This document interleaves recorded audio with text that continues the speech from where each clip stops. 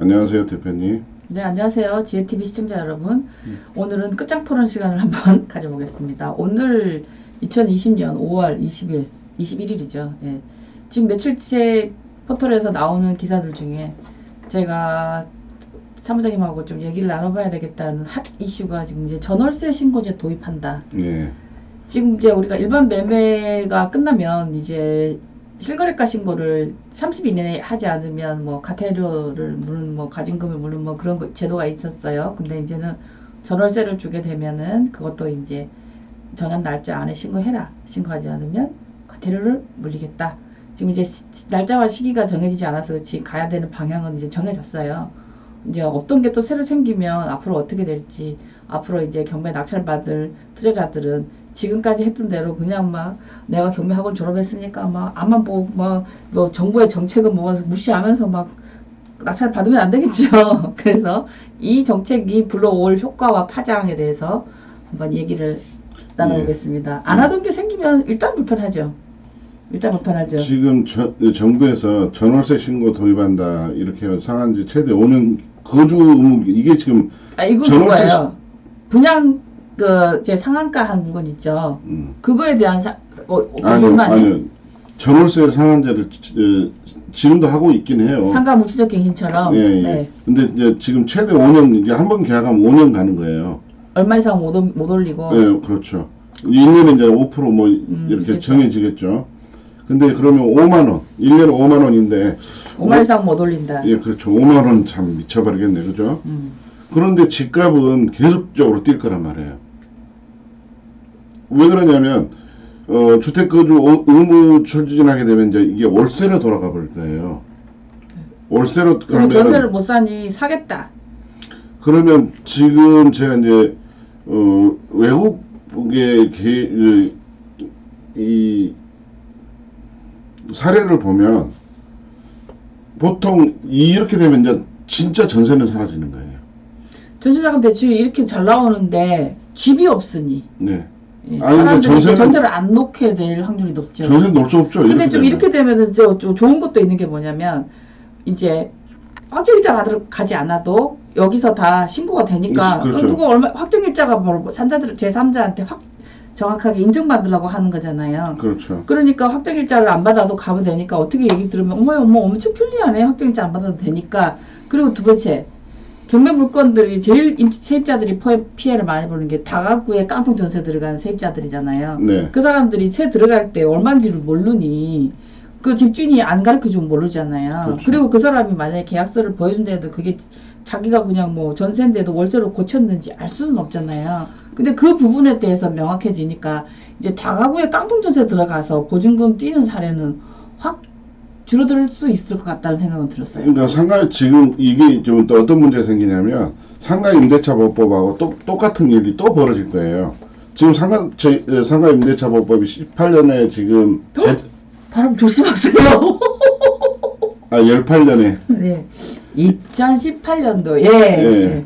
그때 개정되고 난 다음에 아직 판례가 안 나왔어요. 왜냐하면 임대차 보법의 8조 1항의 전반부 후반부가 전반부는 소멸한다가 돼 있는데 그렇지만 월세 보증금이 변제되지 않은 경우에는 그리하지 아니한다. 너무 나가시네요. 자, 지금 주택으로 갑시다. 주택도 마찬가지. 아니 그러니까 이제 지금 말씀하시는 게 이렇게 되면은 그 2018년도에 묵시적 갱신이 네. 이제 그러니까 말하자면은 막 잘 쓰면 지금 쓰면 10년이라는 얘기죠. 상가가. 그래서 이제 세한번 넘으면 네, 10년이에요. 그 다음에 5년 이상, 5% 이상 인상 못한다가 이제 상가 임대차 보호법이 생기고 나서부터 그걸로 생긴 분쟁이 아직 대법원까지 갈 만한 시간이 안 돼요. 지금 3년 이제 불과. 그렇죠. 그러니까 부작용이 어떻게 될지는 판례가 없기 때문에 의견이 분분한데 이 또한 이제 이런 게 생기면 사람들 입장에서는 만약에 다가구 고시원 같은 거 만약에 10채 이상 임대 준 사람은 이름 거 신고하다가 이제 볼일 다 보는 거죠. 그러니까 이제 세금 문제가 이제 있어요. 세금 문제가 이제 골치 아플 수도 있고 이제 다주택자들한테 상당한 불편. 자, 갭 투자의 메리트가 점점 사라져서 그냥 월세로 돌아설 사람들이 많을 수도 있고 또 전세나 월세 보증금이 지금보다는 이제 세금이 반영되니까 네. 오를 수도 있다는 게 이제 저희가 예측해보는 부분이에요. 지금 이제 이런 부분이 전세를 최대한 이제 우리가 전세를 놨을 때는 5년이면은 봐보세요. 5년 동안 집값 추이가 떨어질 수도 있고 오를 수도 있어요. 근데 사는 사람은 5년을 주장할 수 있지만 2년만 살고 나가는 것도 못 붙잡잖아요. 니마 5년 살아줘 이건 안 되잖아요. 그게 문제인 거죠. 그러니까 그 사람은 살겠다면 되는데 또 안 살고 가겠다고 해도 그때는 또 내줘야 된단 말이죠. 그리고 또 한 가지는 집값이 떨어졌을 때 감액을 요구할 수 있는 권한이 또 있어요. 이 임대차 보호법에. 그러면 만약에 집값이 내가 이제 2억 할 때 전세가 한 1억 5천에 들어갔어요. 그런데 3억 됐을 때는 3억이 됐으면 전세값은 못 올려요. 5% 이상. 근데 만약에 이제 내가 5억일 때 전세를 들어갔어요. 근데 집값이 2억으로 떨어졌어요. 다른 동네는 어딥니까 거기가? 아니 이제 경기라는 게 사러 가게요. 예전에 IMF 때 그런 일이 있었잖아요. 네. IMF 때 진짜 그거 분쟁이 많았잖아요. 그것 때문에. 그래서 집값이 떨어졌어요. 집값이 떨어졌을 때는 이 사람은 언제든지 나갈 수 있어요. 그리고 또 한 가지는 감액 신청이 가능해요. 전세금을 보증금을 감액해 달라면은 그러면 이거는 그러면 집주인은 돈 안 쌓고 있으면 발발 떨어야 되는 일이 벌어지네요. 그렇죠. 그리고 집주인한테 그럴 때 이제 돈 대출해 준다는 뭐 구제 정책이 몇 번 나왔잖아요. 한 번도 해준 적이 없어요. 실제로는 현장에서. 왜냐하면 집주인은 보호 대상이 아니거든요. 그렇죠. 왜냐면 있는 놈이니까. 네. 그러니까 그리고 또 한 가지는 이제 제가 이거 아까도 제가 밖에서 계속 이거에 대해서 생각을 많이 해봤어요. 지금 호주, 뭐 프랑스, 스페인, 미국, 뭐 유럽이나 남미나 이쪽으로 북미 이쪽으로 다 계산을 한번 이렇게 다 제가 체크를 해봤는데 평균 우리가 이제 살만한 집, 그러니까 방 3칸짜리에 영국으로 따지면 좀 영국은 평수가 좀 크죠. 아니, 미국은 좀 평수가 크고 영국은 평수가 좀 적어요. 그런데 이제 홍콩은 너무 특수한 지역이니까 좀 배제를 했어요. 그리고 싱가포르 사실 일본도 특수한 지역이죠. 그렇죠. 일본도 특수한 지역이니까 몇 개 나라를 배제하고 우리하고 비슷한 나라는 스페인이 제일 비슷해요. 사실은 스페인. 저도 항상 어떤 정책이 나오면 스페인하고 이렇게 막 이렇게 비교를 많이 하거든요. 근데 이거를 제가 보니까 유럽을 상정하고 봤더니 월세가 160만원에서 180만원이 돼야 이게 맞는 거예요. 그러면 지금 월세가 급격히 오르겠다는 소리예요. 이제 이제 길고 짧은 거는 또 뚜껑 열어보면 알겠지만 사무장님은 이렇게 되면 전세가 더 줄어들 거고 보증금이 이제 높은데 집값이 내려간 집에서는 집주인이 돈 안 쌓들고 있으면 이제 좀 발발 끌릴 거고 오르는 지역은 5년 동안 살다 보니까 더 못 올리고 피곤한 일이 네. 그 대신 이제 세입자 입장에서는 확정일자 그 하루 받으러 가는 거 뭐시라고 한 번 정도 그렇죠. 가면 되는데 편리하다. 확정일자 안 받아도 된다는데 확정일자를 안 받아도 되는 게 이미 다 거기서 이제 신고가 되니까 이게 이제 그 얘기가 있었어요. 매매를 하고 이게 이제 소유권 이전을 전자로 이렇게 계약서를 넣으면 바로 돼서 논스톱으로 되면 실거래가 신고까지 다 된다. 엄청 편리하다. 이제 그런 얘기 있었죠. 했었어요. 예. 근데 그게 이제 또 적용이 참 어려웠단 말이죠. 그게 그 당시에는 전자 시스템이 그렇게 안 갖춰져 있을 때 그 정책을 실행한 거예요. 그래서 서울시에서도 지원하고 국토부에서도 막 지원을 했는데 그리고 중개사협회에서도 그 지원을 했어요. 근데 문제는 현실화되지는 못했어요. 여러 가지 이유에 의해서. 그러니까 이게 집을 산 사람들이 거기서 해가지고 신고하고 거기서 등기까지 다 되잖아요. 이게 눈으로 안 보이잖아요. 서류 겁나죠. 네. 너무 겁나죠. 이게 넘어가는 돈이 넘어가야 되는데. 근데 이제 이 제도도 어떻게 보면은 전월세 계약만 하면 내가 확정일자 받지 않아도 누구 얼마에 사는지 다 세원이 노출되니까 지금까지 세 안 내던 집주인들한테 야 너 집주인 너 전월세 세 안 내고 전월세 받아먹었지 하는 것도 한 가지 면이 있을 수 있겠지만 그 이면에 이제 집주인 입장에서는 5년씩 건세금을 못 올리고 이 사람이 5년 살겠다면은 한 번 드리면 5년 안에 못 내보내는데 한 번 더 고민을 해봐야 될 수도 있는 상황이 될 수도 있겠지만 다가구에서 깜깜이 전세로 깡통 들어가서 보증금 늘리는 줄어드는 사례는 확 줄어들 수 있겠네요. 지금 이런 상황이 벌어지면 이제 서울 시내에 이제 다가구 주택, 단독 주택, 빌라는 죽을 쓰는 거죠, 이제. 이런 어떤 정책이 하나 나오면 이게 이제 널리 퍼져가지고 사람들한테까지 이제 체감될 때까지 시간이 좀 걸립니다만 이번 제도는 이번 정부가 들어서 지금까지 밀어붙였던 걸로 봐서는 반드시 도입이 될 거라고 네. 그리고 지지를 그럼요. 받으면서 실제로 사는 사람들이 피해를 입든 안 입든 지지를 받으면서 도입될 거는 확실해 보이고요. 그리고 우리가 지금 우리 고민들이 뭐냐면요. 네, 낙찰가가 생각보다 많이 안 떨어져요 라는 분들이 있어요. 네. 근데 왜냐면 또 이전에 하던 방식대로 제가 저번 주에 의정부 법원 가서 깜짝 놀란 게 젊은 친구들이 하루에 오피스텔 3개씩 입찰을 들어가요. 그래서 과연 저 친구가 3개 다 돈이 있을까 아니고 3개 중에 하나만 낙찰될 왜냐면 자꾸 가다 보면 떨어지니까 이제 피곤하니까 어느 날 하루에 3개 샀는데 3개 2개 다 돼버리면 저는 그래서 어머 저 친구가 출구를 어떻게 생각하고 이 시점에 이렇게 빌라를 여러 채를 사지? 이런 고민을 좀 스러운 입장으로 보는 게 왜냐면 지금 하나에 지금 빠진 거예요. 내가 경매학원 졸업했고 가진 돈이 이거니까 할 수 있는 게 이거밖에 없으니까 하다 보니까 자꾸 떨어지니까 어느 날 짜증나고 2개를 딱 썼는데 2개 다 돼버리면 연락 와요. 신탁대출 좀 해주세요. 그래서 신탁대출 왜 이렇게 많이 받아? 하나만 낙찰 받으려고 했는데 2개가 다 돼버려서 돈이 모자라요. 그런 일이 일어나거든요. 이제 지금 그렇게 낙찰 받으러 다니시는 분들이 이제 이런 제도가 사실은 도입되려면 아직 멀었고, 내가 나중에 집을 세를 주려고 할 때, 팔 때 그게 이제 적용이 돼 있으면 낙찰 받았을 때의 그 계획대로 못 하게 될 수도 있어요. 앞만 보지 말고 정부의 다음 방향을 잘 보시면서 경우에 물건도 이제 그런 입장에서도 낙찰을 받으실 때 고려를 해야 된다. 그렇죠. 네. 그리고 또 이제 이게 이제 의무가 실은 이게 사실 의무거주 이거 전월세 신고제 이거 다 뭐냐면 세금 걷어들이겠다는 그러니까요. 소리예요. 세원 확보죠. 그러면 이제 우리가 이제 전세 계약할 때 그동안은 우리가 이제 부가세 신고는 안 했잖아요. 그렇죠. 이제는 이제 부가세도 따로 받아야 돼요. 그렇죠. 그러면 이제 분쟁이 되게 커질 거예요. 분쟁도 많아질 거죠. 부가세를 포함했네 안 했네 그렇게 따질 텐데 문제는 계약서에 부가세 포함 별도로 표시를 하지 않으면 부가세는 포함되는 거예요. 그러면 내가 만약에 20만 원을 받으려고 했는데 20만 원 안에 부가세 있으니까 22만 원을 빼야죠. 그럼 18만 원의 세를 놓는 거예요.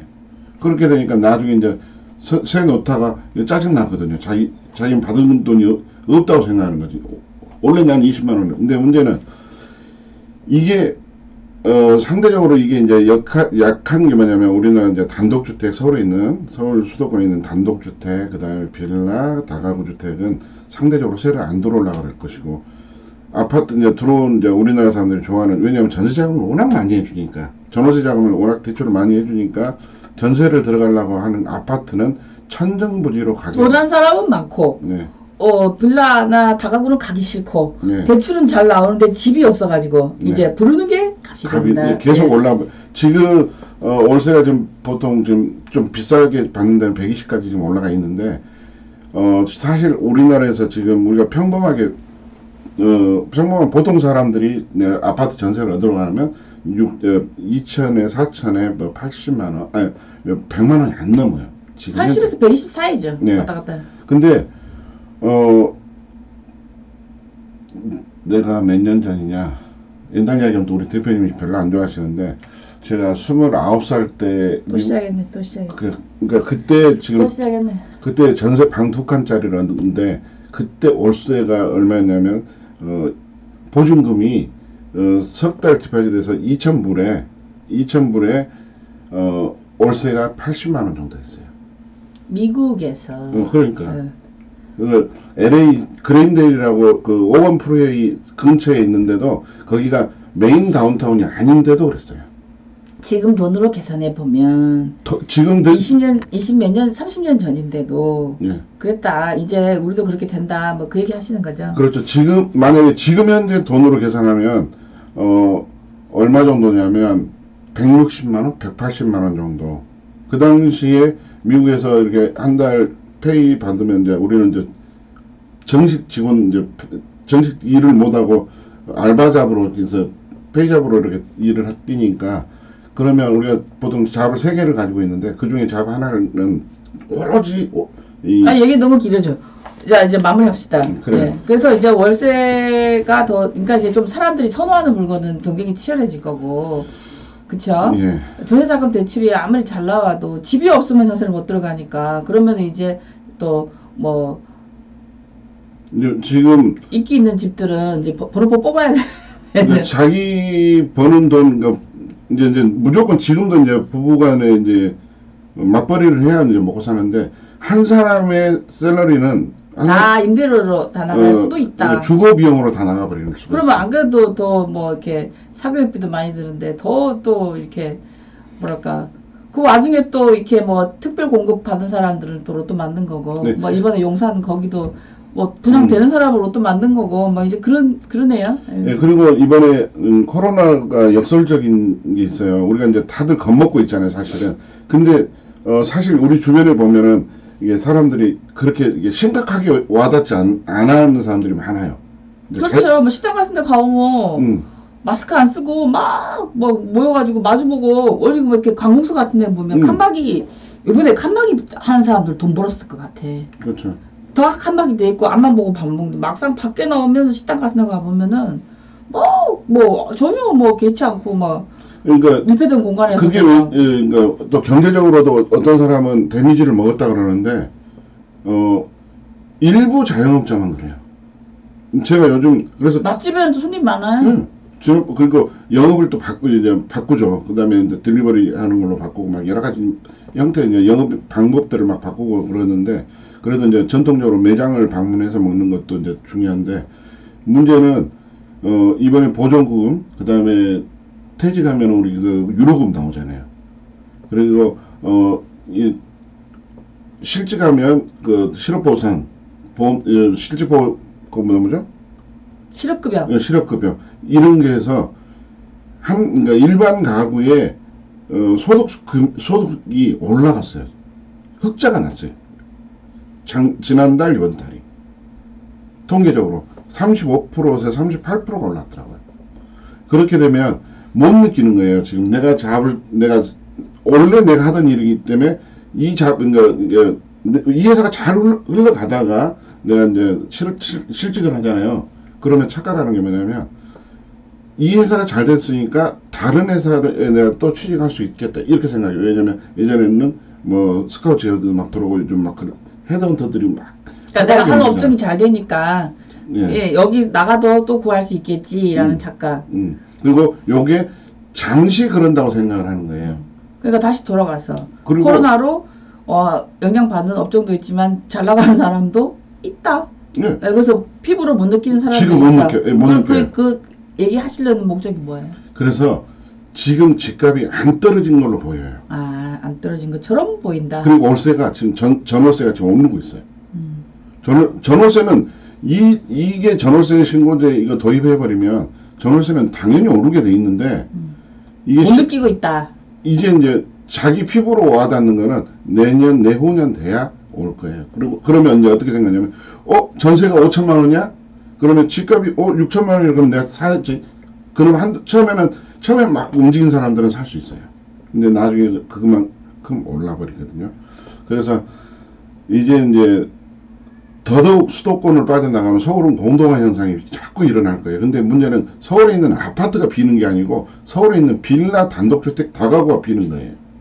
근데 그렇게 되면 재건축을 해야 되는데 이게 재건축이라는 게 또 이게 땅값은 좀 비쌉니까? 또 서울이. 그러니까 경기도로 가는 거잖아요. 그러니까 원활하지 않아요. 네. 그리고 거기서 집이 허름한 데도 몇 억이거든요. 그러니까 제가 어제 생방송에서 구로동 이야기했는데 이게 이격거리라는 게 있잖아요. 건물과 건물 간의 사이에 있는 이격거리를 좀 1m, 이제 새로운 건축법은 1m를 떼서 양쪽이 2m가 떨어져요. 근데 저쪽 옛날에는 50cm, 50cm 해가지고 1m밖에 안 떨어졌다고요.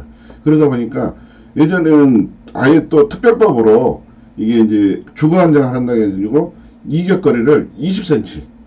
마주보고 너나 먹을 수 있는. 손가락, 그쵸. 옆집 텔레비도 내가 보는 거지. 있는. 네. 네. 아니, 커튼도 닫아주고. 예, 아니, 우리 집 리모컨으로 옆집 TV를 조정할 수 있는 네. 그런 구조로 딱딱딱 붙어 있어요. 있어요. 인천에 가면 그런 빌라 많잖아요. 네, 그런 것들이 이제 많기 때문에 그 사람이 콧노래 부르면 노래 제목 맞추고. 네. 그냥 옆집 사람하고 아주 이제 문도 안 열어도 이야기를 할 수 있는 그런 상황이 벌어져 있는 집. 제가 옛날에 저 층간소음으로 다른 얘기인데 이게 층간소음으로 너무 고통받던 지인이 있었어요. 근데 그 사람이 하는 얘기가 윗집 사람이 변비가 있는지 없는지 화장실에 들어갔는데 대변인지 소변인지 맞출 수 있다. 그 얘기 했어요. 저도 이제 네, 이건 옛날 얘기인데 또 우리 대표님도 뭐라고 옛날에 그만 자 아, 싫어, 이걸 할래. 내가 옛날에, 이제, 제가 아파트를 처음에 살아본 게 이제 잠실에 있는 장미 아파트를 들어가 살았어요. 근데 이게, 처음에 들어가서 이게 내 방에서 이렇게 누워서 이렇게 있는데, 갑자기 이런 생각이 드는 거예요. 내 위에 똑같이 그렇지. 누가 누워있다는 느낌이. 저도 처음에 그런 생각했어요. 벽을 뜯어가지고 밖에서 보면 우리가 개미집을 보면 네. 여기는 뭐 저기 뭐 애벌레가 자고 있고 뭐 그거잖아요. 처음에 저도 아파트에 제가 처음에 아파트 들어갈 때 19층에 들어갔거든요. 그 벽을 뜯어보면 다 다들 시간에 밥 먹고 시간 되면 자고 텔레비 보고 맞아요, 맞아요. 그거 내가 걸리브가 된 착각을 해보는 거죠. 아니, 내가 누웠는데, 내 위에 똑같은 놈이 하나 더 누워있다는 생각이 딱 드는 거예요, 갑자기. 그때 제가 아파트라는 걸 처음 들어가 봐서 알아봤어. 15살 때 이제 지방에서 이제 서울 올라와가지고 일을 하다가 이제 아파트를 처음 들어갔는데, 그때 장미 아파트를 들어가서, 12층에 또, 그럼 내가 만약에 이게 바닥이 꺼지면, 저 밑에 때를 내가. 그러니까 우리가 옛날에 단독주택 살다가 처음 아파트 들어갔을 때, 뭔가 이게 공중에 붕 떠가지고, 이상해. 뭐 이상하게, 좀 뭐랄까 좀 안정감 없는 그 느낌이 저도 한 2년? 살다 보면은 모르는데, 이제 또 언제 느끼냐면 이불 털 때.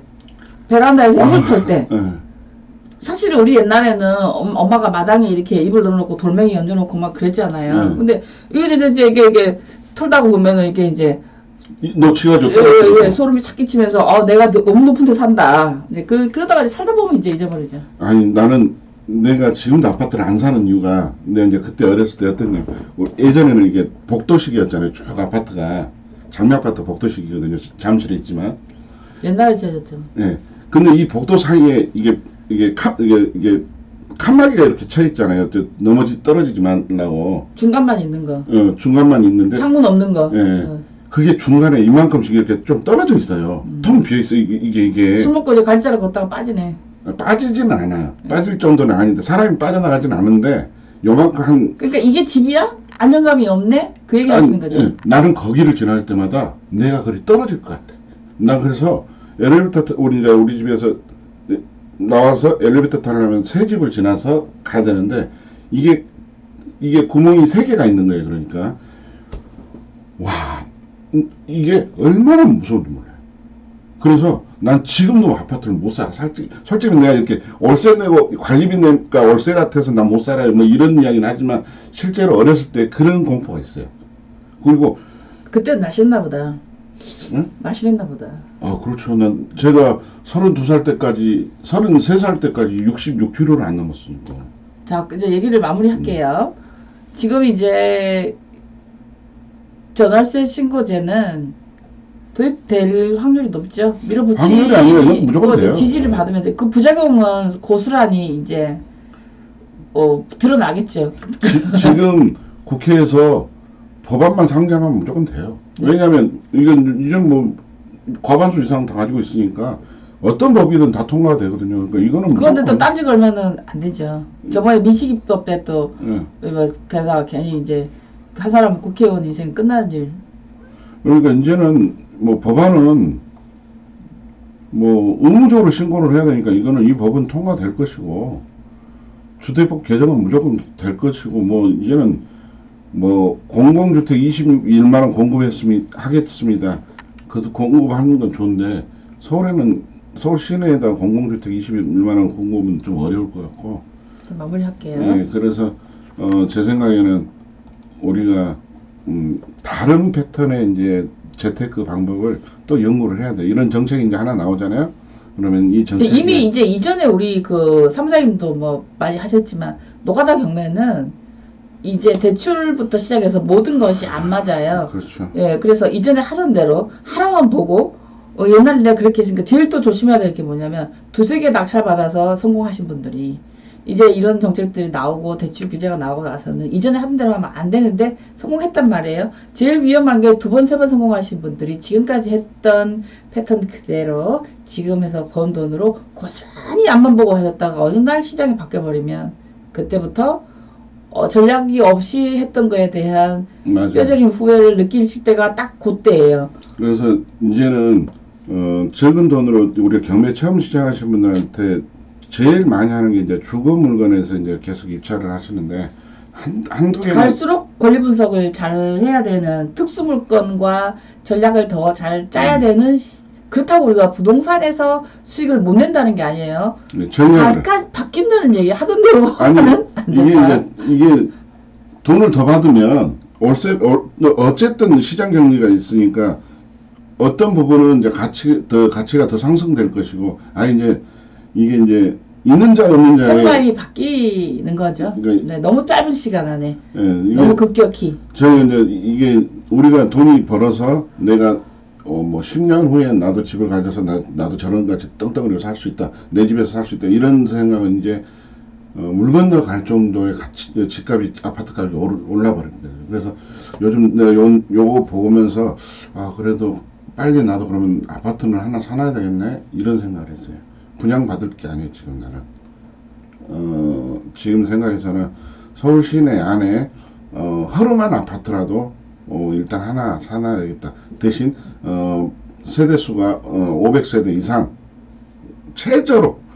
아주 최저로 해도 500세대 이상 그 다음에 670세대가 넘는 거는 무조건 띄워야 되는 상황이니까 그렇게 하나씩 마무리할게요. 네. 네. 오늘은 전월세 신고제 가지고 저희가 얘기를 나눠봤습니다. 네. 시청해주셔서 감사드리고 이런 기회를 더 많이 누리도록 노력하겠습니다. 몇 대를요? 끝이라고요. 알겠어요.